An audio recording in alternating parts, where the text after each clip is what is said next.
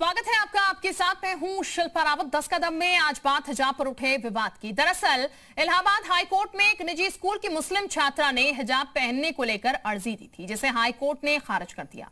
Court ने कहा कि ऐसा कोई तथ्य कानूनी आधार पेश नहीं किया गया जिससे ये साबित हो सके कि इस्लाम में हिजाब पहनना एक जरूरी धार्मिक प्रथा है। आपको ये बता दें कि छात्रों ने हाई स्कूल पास करने के बाद उसी स्कूल में 11वीं कक्षा में दाखिला लेने की कोशिश की और स्कूल की तय यूनिफॉर्म के साथ सिर पर स्कार्फ पहनने की इजाजत के लिए हाईकोर्ट का दरवाजा खटखटाया था, जिस पर हाईकोर्ट ने कहा कि इस्लाम में महिलाओं के लिए हिजाब पहनना इस्लामिक आस्था का कोई जरूरी हिस्सा नहीं है जिसके बिना आस्था खतरे में पड़ जाए। तो ये आपको बता दें, हिजाब को लेकर अब विवाद शुरू हुआ है प्रयागराज में और इसको लेकर कोर्ट की तरफ से फैसला दिया गया है कि छात्रा ने निजी स्कूल में जो पढ़ती है उसने अर्जी दी थी हिजाब को लेकर कि उसे हिजाब पहनना है, लेकिन चूंकि स्कूल प्रबंधन की तरफ से भी ये कहा गया कि ये संवैधानिक ये संस्था जो है वो शैक्षणिक संस्था है, पढ़ाई करने के लिए आप आ रहे हैं तो और बच्चे जो यूनिफॉर्म पहन रहे हैं वही यूनिफॉर्म आपको पहननी होगी। इसी को लेकर एक अर्जी जो है वो लगाई गई थी यहाँ पर हाई कोर्ट में, जिसके बाद संस्थान के ड्रेस कोड का पालन अनिवार्य बताया गया। हाई कोर्ट की तरफ से यूनिफॉर्म नीति गैर भेदभावपूर्ण नहीं होनी चाहिए, इसके लिए अनुशासन है और उसी अनुशासन में सभी को चलना होगा, चाहे वो किसी भी धर्म से जुड़ा हुआ व्यक्ति क्यों ना हो। और इसीलिए जो टिप्पणी की गई है वो अब चर्चा का विषय बनी हुई है। तो ये आपको बता दें, छात्रा ने कहा था कि उसे हिजाब पहनना है, वो इसकी परमिशन चाहती थी। हाई कोर्ट तक ये फैसला पहुंचता है, अर्जी यहां पर लगाई जाती है जिसपे हाई कोर्ट की तरफ से ये फैसला है हिजाब इस्लामिक आस्था में अनिवार्य नहीं है। ऐसा कोई कोटेड या फिर लिखा कोई तथ्य नहीं है जहां पर हिजाब पहनना जरूरी हो, और अगर जरूरी भी है तो आपको जिस संस्थान में आप जा रहे हैं उसके डेकोरम को मेंटेन करना होगा, वहां जो नियम कायदे कानून है अनुशासन है उसके मुताबिक चलना होगा, ऐसा कोर्ट की तरफ से कहा गया है। तो ये हम आपको बता दें, हिजाब को लेकर समय समय पर विवाद होते रहे हैं, समय समय पर सवाल खड़े होते रहे हैं और एक बार फिर हिजाब को लेकर अब ये मामला सामने आया है। छात्रों ने हालांकि अनुमति यहां पर मांगी थी लेकिन उसे अनुमति नहीं मिली है। ये कहा इस्लामिक आस्था में अनिवार्य नहीं है हिजाब, आस्था का जरूरी हिस्सा नहीं है हिजाब, ये भी हाईकोर्ट की तरफ से कहा गया है।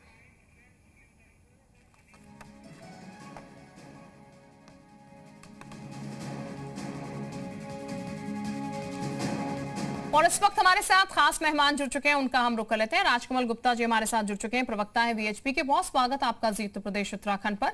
इसके साथ ही इफ्राहिम हुसैन मुस्लिम धर्मगुरु भी हमारे साथ जुड़ चुके हैं, बहुत स्वागत आपका भी।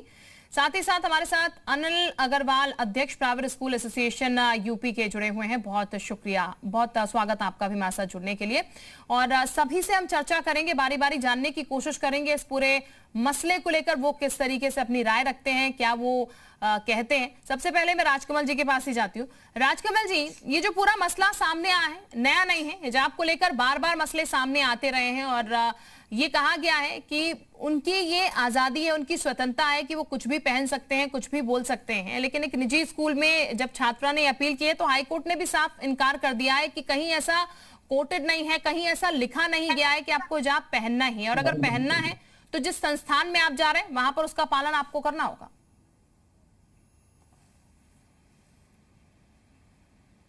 मेरी आवाज आपको मिल रही है राजकमल जी? चले, मैं राजकमल जी के पास दोबारा जाने की कोशिश करेंगे, लेकिन उससे पहले इफ्राहिम हुसैन का जरा हम रुख कर लेते हैं।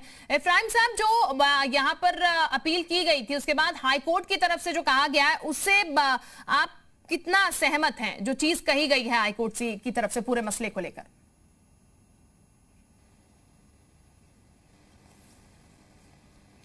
इफ्राहिम जी, आप अपने आप को अनम्यूट कर लीजिए सर, ताकि आपकी आवाज हम तक पहुंच जाए।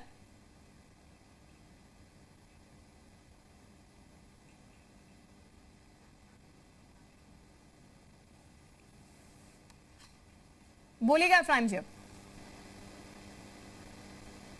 चलिए, आपकी आवाज मुझ तक नहीं पहुंच पा रही, दोबारा मैं आपसे कनेक्ट करने की कोशिश करती हूँ। हमारे तीसरे मेहमान भी इस वक्त बने हैं, उनका हम जरा रुख कर लेते हैं। अनिल अग्रवाल साहब हमारे साथ हैं, अध्यक्ष प्राइवेट स्कूल एसोसिएशन के। अनिल जी, ये जो पूरा मसला आपके संज्ञान में भी जाहिर तौर पर आया होगा, इस पूरे मसले को लेकर सर आप क्या समझ रहे हैं? जब एक प्राइवेट इंस्टीट्यूट होता है, कोई शिक्षण संस्थान है, उसकी अपनी कुछ गाइडलाइंस होती है जो कि फॉलो करनी होती है। जब ऐसे केसेस आते हैं, हालांकि ये केस तो कोर्ट में भी चला गया, कोर्ट ने भी हालांकि इसमें जो कहा है टिप्पणी वो आपने भी सुनी होगी, आप इस पूरे केस से क्या समझ रहे हैं? देखिए, सबसे पहले तो मैं एक बात कहना चाहूंगा कि एजुकेशनल इंस्टीट्यूशंस को धर्म और जाति के साथ जोड़ के नहीं चलना चाहिए। जी। ये जो हिजाब का प्रकरण है, ये इसके पूर्व में कई विद्यालयों में आ चुका है, और आज तो माननीय उच्च न्यायालय का अगर ये आदेश पारित हुआ है, तो ये समझते हुए कि विद्यालय में अगर हम एक जाति विशेष, व्यक्ति विशेष के हिसाब से चीजें करने लगेंगे, तो यूनिफॉर्म का तो कोई मायने ही नहीं रह जाएगा।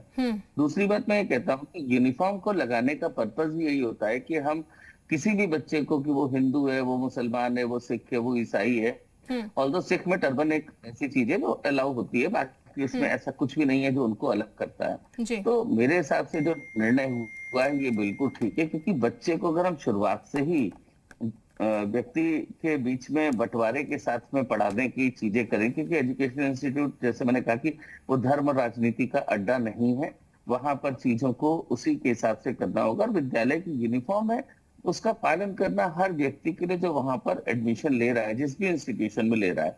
इनफैक्ट अभी तो हायर एजुकेशन इंस्टीट्यूट में उत्तर प्रदेश की राज्यपाल महोदया ने ड्रेस कोड लागू कर दिया। तो ड्रेस कोड लागू करने के बहुत सारे कारण हैं। अमीर गरीब के बीच में भी डिस्क्रिमिनेशन जो है वो ड्रेस से ही बनता है, क्योंकि जो बहुत अमीर बच्चा है, बहुत रिच फैमिली को बिलोंग करता है, वो हर दिन बदल बदल के चीजें बहुत उस पे आएगा, उससे एक जो दूसरे बच्चे हैं उनके मन पे विपरीत प्रभाव पड़ता है, वो अपने बच्चों, पेरेंट्स से डिमांड कर सकते हैं। तो ये जो चीज है ये बिल्कुल सही है, इसमें मुझे कोई गलत चीज नहीं लगती। और ठीक अगर सर, ये जो चीजें सामने निकल के आती है, क्योंकि जैसा कि आपने देखा होगा कोई पहला मसला नहीं है, कई बार ऐसी चीजें सामने निकल के आई हिजाब को लेकर, तो जो स्कूल है, जो प्राइवेट इंस्टीट्यूट है या फिर स्कूल से जहां पर भी ऐसी मांग होती है, क्या सर एक सोल्यूशन ये भी हो सकता है कि पहले माता पिता से बैठकर या उस बच्चे से बैठकर बातचीत कर ली जाए प्रॉपर तरीके से, ताकि ये चीजें जो है आगे स्प्रेड ना हो?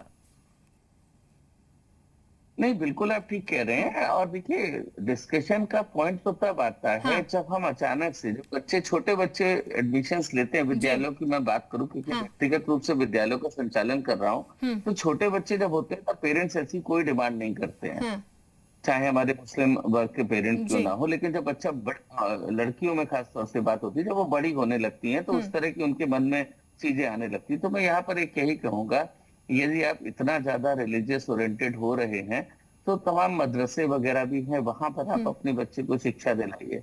यदि आप एक प्राइवेट इंस्टीट्यूशन में, एक कॉन्वेंट इंस्टीट्यूशन में, एक किसी भी इस लेवल के इंस्टीट्यूशन में जहां पर बच्चे को आप कोएड में पढ़ाना चाह रहे हैं, या बच्चे को, मैं कहता हूँ केवल गर्ल्स स्कूल में भी बच्चे पढ़ रहे हैं, अगर आप इस तरह की चीजें करेंगे, तो जैसा मैंने कहा, उनके मन में शुरुआत से ही भावना डेवलप होगी। मैं एक उदाहरण देता हूँ, यदि हिजाब पहन के बच्चा क्लास में बैठेगा, तो दूसरा बच्चा पूछेगा कि मैम इसने ये क्या पहना हुआ है, वो बताएंगे कि ये हिजाब है, वो पूछेगा हिजाब क्या होता है, तो हम बताएंगे बेटा ये मुस्लिम धर्म का बच्चा है। तो हम बच्चे को शुरुआती दिनों में ही धर्म और जाति के बारे में बताने लगेंगे, तो हम कैसे एक अच्छे राष्ट्र की परिकल्पना कर सकते हैं। तो मेरे हिसाब से बिल्कुल कहीं हाईकोर्ट ने, माननीय उच्च न्यायालय ने विद्यालयों की जो यूनिफॉर्म है उसको समझते हुए अपना एक बहुत बेहतरीन निर्णय दिया है। और ये पूरे देश में, आर्मी में या कहीं पे भी हमारे फोर्सेस की अगर बात कर लें, कहां पर हम ये चीजें अलाउ करते हैं। अब तो हमारी वुमेन्स की बिल्कुल जाहिर तौर पर ये समझने वाली चीजें समझना होगा सर, कहीं ना कहीं। बिल्कुल, मैं वापस आपके पास लौटूंगी सर, आपसे और सवाल लेंगे। राजकमल गुप्ता जी का मैं एक बार फिर से रुक करने की कोशिश करती हूँ। राजकमल जी, मेरी आवाज आपको मिल पा रही है क्या? जी आ रही है मैडम, आ रही है जी। राजकमल जी, ये मसले जैसा कि हमने कहा नए नहीं है, काफी बार उठते आए हैं, तो क्या ड्रेस कोड को धार्मिक विवाद से जोड़ना क्या सही है? उसके बीच धर्म बार बार ले आना?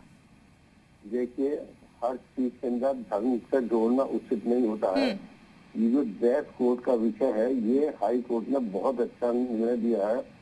2022 में कर्नाटक हाई कोर्ट ने भी यही निर्णय दिया था कि देखिए, ये क्या एक सिमेट्री समानता, चाहे बच्चा गरीब का हो, चाहे बच्चा अमीर का हो, चाहे बच्चा हिंदू हो, चाहे बच्चा मुस्लिम हो, चाहे सिख हो, सबका एक ड्रेस कोड, एक में आना, उसमें समानता आती है।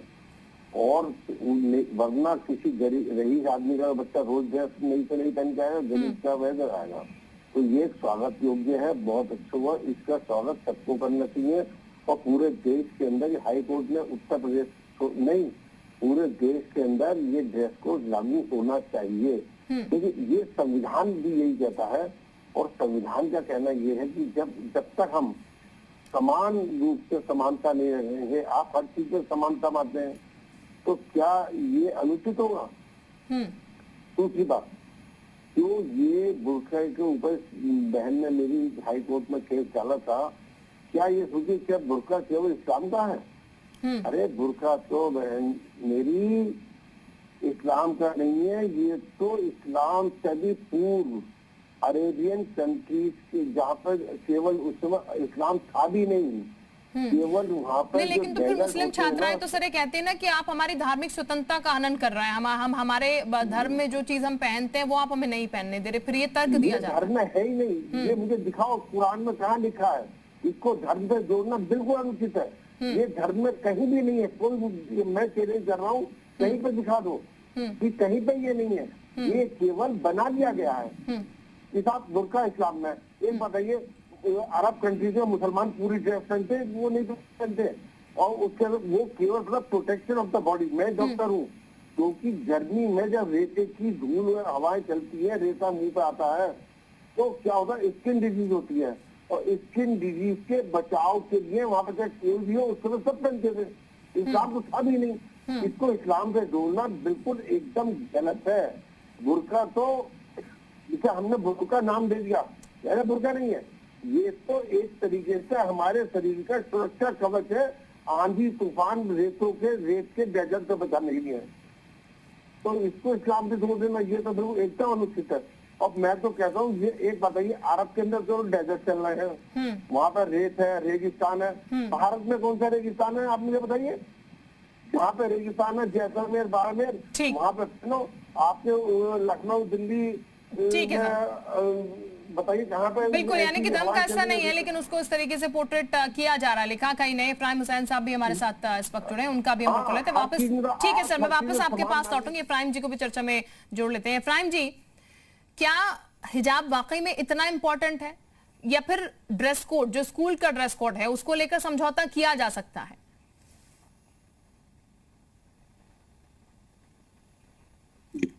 इफ्राहिम जी, आवाज मिल रही है मेरी? चलिए, शायद आवाज उन तक नहीं पहुंच पा रही है। कनेक्ट करने की हम लगातार कोशिश कर रहे हैं, जैसे ही कनेक्ट होंगे उनको चर्चा में जोड़ेंगे। अनिल अग्रवाल साहब का मैं एक बार फिर से रुक कर लेती हूँ। गुफरान हमारे सहयोगी जुड़े हुए हैं, पहले उनके पास चलते हैं, फिर अनिल जी के पास चलते हैं। गुफरान, ये जो पूरा मसला सामने निकल के आया है, ये कोई नया मसला नहीं है। गाहे बगाए कहीं ना कहीं से इस तरीके की चीजें सामने निकल के आती हैं, लेकिन जिस तरीके की टिप्पणी कोर्ट की तरफ से की गई है कि कहीं लिखित में नहीं है हिजाब, हाँ, जो धर्म के ठेकेदार बनते हैं उनकी तरफ से कहा गया है कि नहीं, मैंडेटरी है, और स्कूल में अगर आप जा रहे हैं तो वहां का डेकोरम तो आपको मेंटेन करना ही पड़ेगा, वहां की जो पॉलिसीज है या गाइडलाइंस है वो तो आपको फॉलो करनी ही पड़ेंगी। बिल्कुल, देखिए जाहिर सी बात है, स्कूल जो है वो एक शैक्षणिक संस्थान है, वहां पर धर्म जात से उठ करके लोग शिक्षा ग्रहण करने के लिए जाते हैं, और ये जो मामला है वो भी कुछ इसी तरीके से है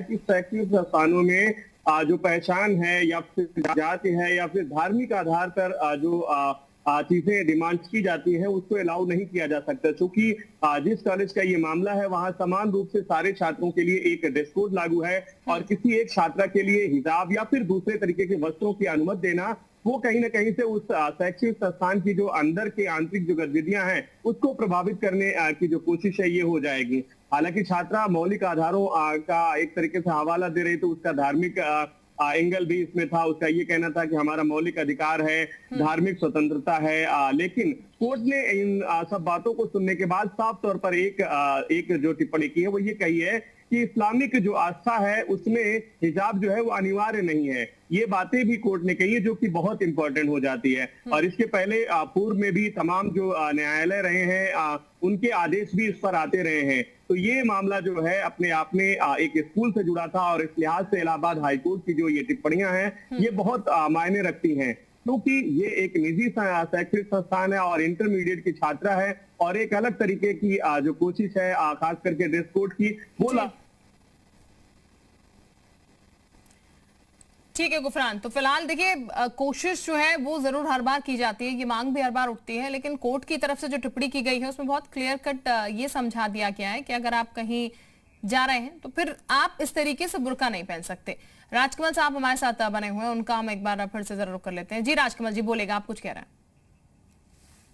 ये कहना चाहता हूँ, क्या केवल मैं भी जो ड्रेस कोड है वो प्रत्येक मदरसे में भी लागू होना चाहिए? क्योंकि मदरसे में जो बच्चे पढ़ने आते हैं वो इनका शैक्षिक संस्थान है, उसमें भी गरीब अमीर लोग आते हैं, तो वहाँ भी ड्रेस कोड लगना चाहिए। एक तरफ तो आप कहते हो संविधान, क्या ये संविधान से ऊपर की बातें हैं? जब जो हमारा संविधान समानता का अधिकार देता है, जो संविधान हमारा हमें सिखाता है कि सब समानता हो, समरसता हो, धर्मनिरपेक्षता हो, क्या उसके अंदर 100 बच्चों के बीच 4 बच्चे अपनी बुर्का पहन के अपनी आइडेंटिटी शो करेंगे हम ये हैं? ये बात सरासर गलत है, मैं आपको बता दूं। और इसके ऊपर पूरे देश के अंदर ये लागू होना चाहिए। लेकिन क्योंकि इनके जो मौलाना मौलवी हैं, उन्होंने इस देश को अपनी जागीर मान लिया है। हर बात में कहेंगे हम कानून मानेंगे, हम नियम मानेंगे, हम कानून के रखवाले हैं, हम कानून के पुजारी हैं, और जब इनके मतलब की बात नहीं होती तो इसका ही विरोध कर देते हैं। इस विषय को तो न्यायालय के सामने जाना ही नहीं चाहिए था। ठीक है, इब्राहिम हुसैन साहब के पास से अब चलते हैं, मैं आपके पास सर वापस लौटूंगी। इब्राहिम साहब, ये जो पूरा मसला सामने निकल के आया, क्या वाकई इतना जरूरी है बुर्का पहनकर जाना, या फिर आप समझौता कर सकते हैं, स्कूल ड्रेस कोड जो है जो लागू किया गया है वहां पर उसे पहना जा सकता है? मेरी आवाज आई? जी बिल्कुल सर, बोलेगा। जी जी जी। देखिए, अभी भाई ने कहा कि संविधान में नहीं है और फिर इसे तो ऐसे ही लागू कर देना चाहिए। ये बिल्कुल संविधान की जानकारी नहीं है। ये संवैधानिक अधिकार है कि अपने अपने धर्म की आस्थाओं के रीति रिवाज के साथ सभी को चलने की आजादी है। तो ऐसी बात ये टीवी पर बैठकर खुले में कह रहे हैं कि संविधान में भी नहीं लिखा और कहीं इस्लाम में भी नहीं लिखा। इस्लाम में भी बताया गया है कि आप जब बालिग होने पर चादर डाल लें, अपने सतर छिपाएं। और जहां तक सवाल इस बच्ची का है, तो बच्ची लगाती आई थी स्कूल में, और उसके बाद अब जब माननीय उच्च न्यायालय में पिटीशन दायर की गई है, तो वहाँ जैसा कि माननीय उच्च न्यायालय ने जो है व्यू दिया है कि पूरे तथ्य पिटिशनर की तरफ से इस तरह के धार्मिक दृष्टि से ये जरूरी है या नहीं है, तो इस तरह के पूरे तथ्य माननीय न्यायालय ने जो फैसला किया है, वो जो उपलब्ध पत्रावली पर जो फाइल पर तथ्य थे उसी आधार पर वो फैसला सुनाया है। अभी कहीं ना कहीं नहीं, लेकिन इब्राहिम साहब, जब आप एक संस्थान में पढ़ने जा रहे हैं, सर सेक्शन संस्थान में पढ़ने जा रहे हैं, आपके साथ के बच्चे हैं, हर धर्म के बच्चे वहां पर पढ़ रहे हैं, ऐसा नहीं किसी एक धर्म के बच्चे वहां पर पढ़ रहे हैं, तो आपकी जो धार्मिक स्वतंत्रता है वो स्कूल के बाहर तक सर रहनी चाहिए ना। अंदर तो आप एक समान है, अंदर कोई धर्म नहीं है आपका, अंदर आप सब एक है, पढ़ने जा रहे हैं, तो धार्मिक स्वतंत्रता, उसके बाहर तो आप जो मर्जी कीजिए। आप संस्थान में घुस गए तो फिर आपके वहां पर नियम कायदे जो हैं उसे मानकर ही तो आप वहां पर एडमिशन लेते हैं, उसे मानकर ही तो आप वहां पर पढ़ने जाते हैं, फिर इसमें आपत्ति क्यों है? देखिए, कोई भी संस्था है वो संविधान के ही दायरे में, और संविधान ने अधिकार दिया है कि अपने अपने धर्म की आस्थाओं के रीति रिवाजों के साथ सभी को चलने की आजादी है। कोई भी किसी की आस्था के साथ जज्बात से कोई ठेस नहीं पहुंचाएगा, किसी के खिलाफ नहीं जाएगा। सभी अपने अपने धर्म पर चलने के लिए आजाद हैं। भारत का संविधान घर पे करो या सबके बीच दिखाओगे अपना? अपने धार्मिक मान्यता घरों के अंदर है, विद्यालय में नहीं है। देखिए, जो संविधान का अधिकार है वो हर संविधान में कहाँ लिखा है? आप मालिक साहब, हुजूर साहब, ये तो बताइए, संविधान में कहाँ लिखा है? संविधान में ये लिखा है कि आप अपने धार्मिक कार्यों से स्वतंत्रता है, लेकिन आप अपने घर पे है, अपने प्रतिष्ठानों में, आप विद्यालय ऐसे नहीं है। अच्छा, इब्राहिम साहब, मदरसे में पढ़ाई होती है। इब्राहिम साहब चलिए सुनिए, ठीक है इब्राहिम साहब, मैं आपकी बात ऊपर रखती हूँ, आप मेरी बात सुन लीजिए। मदरसे में पढ़ाई होती है, वहां का भी एक डेकोरम होता है। वहां कोई पैंट शर्ट पहन के चला जाएगा, तिलक लगा के चला जाएगा, पढ़ाई करेगा, तो क्या उसे पढ़ाई करने दी जाएगी? वहां पर भी तो एक डेकोरम होता है ना कि आपको कुर्ता पजामा पहनना है, टोपी लगानी है, उस कायदे से आपको पढ़ना है। तो सर हर जगह का तो एक कायदा होता है ना, जैसे कि जहां आप पढ़ रहे हैं, जहां भी जिस संस्थान में आप जा रहे हैं, सब समान है, आप पढ़ रहे हैं, उसी तरीके से आप आएंगे। वहां एक चीज बनाई गई है जी, इसको फॉलो कर लीजिए, उसके बाहर आप जो मर्जी कीजिए, कोई रोकेगा थोड़ी आपको। जो मदारिस हैं वहाँ गर्ल्स का अलग होता है और बॉयज का अलग होता है। नहीं, गर्ल्स बॉयज में दोनों की बात मैं सिर्फ डेकोरम की बात कर रही हूँ सर। मैं महिला पुरुष पे नहीं जा रही हूँ, मैं सिर्फ डेकोरम की बात कर रही हूँ। वहां भी कुछ नियम कायदे बनाए, उसी कायदे से सब आते ना, चाहे पुरुष हो चाहे महिलाएं हो। मदारिस के अंदर जो भी गर्ल्स होती हैं वो हिजाब के साथ ही होती हैं वहाँ पर पढ़ाई। नहीं मैं आप समझे नहीं सर मेरी बात को। मैं बोल रही हूँ स्कूल में जैसे एक डेकोरम बनाया गया, स्कूल में एक बात कही गई जी आपको ये यूनिफॉर्म पहनकर आनी है और ये सभी के लिए अनिवार्य, चाहे वो कोई भी धर्म का हो। अब मदरसे में पढ़ाई हो रही है, वहां जो बच्चियां पहुंच रही, जैसे कि आपने कहा कि वो पूरा अपने आप को कवर करके आती है। अगर वहां लड़की कह दे कि मैं अपने आप को कवर करके नहीं आना चाहती, तो आप उसको परमिशन नहीं देंगे ना सर, क्योंकि वहां पर वही डेकोरम मेंटेन हो रहा है। तो यही बात तो यहाँ पर भी है। कोई भी गाइडलाइन स्कूल की बनानी है, कोई भी गाइडलाइन बनानी है तो संविधान के हिसाब से, और जो गार्जियंस हैं उनकी भी सहमति होनी चाहिए। आप बच्ची तो आप ही बोल रहे हैं बच्ची काफी समय से पढ़ रही है, गाइडलाइन किसी पर थोप सकते हैं संविधान के खिलाफ। ठीक है अनिल अग्रवाल जी को मैं, ठीक है अनिल अग्रवाल जी कुछ बोलना चाह रहे हैं जी सर, बोलेगा आप। इब्राहिम हुसैन साहब से एक सवाल जो मैम अभी आपने किया, मैं सीधे सवाल करता हूँ कि मदरसे में कोई बच्चा अगर उस कोड को पालन नहीं करना चाहता तो क्या आप उसको अलाउ करेंगे अगर वो नॉर्मल ड्रेस पहनना चाहता है? इरफान साहब वही सवाल मैं भी आपसे पूछ रही थी कि आप अलाउ करेंगे क्या? अगर आप अलाउ करेंगे तो फिर हम अनिल अग्रवाल साहब से भी बोले कि वो भी कुछ पॉलिसीज ऐसे बनाए कि बुर्का पहनकर आदमी बैठ सके व्यक्ति। आपने एक सवाल उठाया शिक्षण संस्थानों में, आप सीधे जवाब दीजिए कि आप अलाउ करेंगे या नहीं करेंगे? ये गर्ल्स से जुड़ा हुआ है, बॉयज का नहीं है। चलिए सर, नहीं मैं गर्ल्स पे ही आ जाती हूँ सर, मैं गर्ल्स को लेकर भी पूछ रही हूँ ना। अगर कोई महिला चाहती है, अगर कोई गर्ल चाहती है कि वहां पर बुर्का पहनकर ना जाए, तो आप अलाउ कर देंगे? माननीय उच्च न्यायालय तक पहुंचा है, तो माननीय उच्च न्यायालय ने भी यही फरमाया कि इसमें अभी सर आप वही है ना, आप जवाब नहीं दे रहे अपनी बात पे, फिर आप घुमा दे रहे बात को। अनिल जी चलिए, इरफान साहब उस बात पर जवाब ही नहीं देना चाह रहे ना फिर। जी मैम देखिए, बड़ा सीधी सी बात है। सानिया मिर्जा का मैं उदाहरण देता हूँ। सानिया मिर्जा एक ऐसे बंदी से आती थी जिसका चर्चा हम कर रहे हैं। जब वो टेनिस खेलने जाती थी तो उन्होंने कहा बालिग होने पर बच्चे को अपना शरीर ढकना है, इसलिए ये हिजाब और बुर्का जैसी चीजों को लागू। अगर मैं बहुत जनरल बात कर लूं, या बालिग नाबालिग की बात ही नहीं है, हमारी संस्कृति भी है, लज्जा, हया, आदर्श, नैतिकता, ये हमारी देश की संस्कृति शिक्षण संस्थान में भेजने की आप मदरसे में पढ़ाई, आपके मदरसे में तो अलाउ है ना।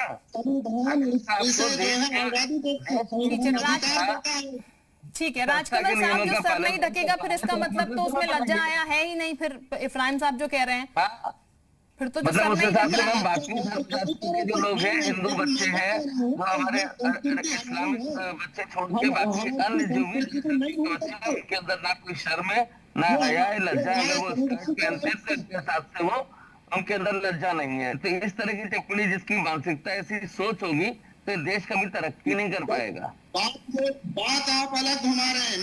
मैंने अपनी संस्कृति का हवाला संस्कारों का दिया है कि हम हमारी सर बिल्कुल फॉलो कीजिए, उसको तो कोई मना ही नहीं कर रहा। हम भी तो वही कह रहे हैं, बिल्कुल फॉलो कीजिए। आपसे मैंने एक सवाल पूछा कि अगर कोई नहीं चाहता कि मैं हिजाब नहीं पहनना चाहती, मैं हिजाब नहीं पहन के मदरसे में पढ़ना चाहती हूँ, क्योंकि आपका डेकोरम है हिजाब पहन के ही वहां पर आना है, तो आप अलाउ करेंगे या नहीं करेंगे? हाँ या ना बोल दीजिए, तो फिर इस मसले पर आगे बात करें। हम कुछ नहीं होते, संविधान सब कुछ होता है, और संविधान ने जो इस्लाम के अधिकार दिए हैं, जो इस्लाम के अधिकार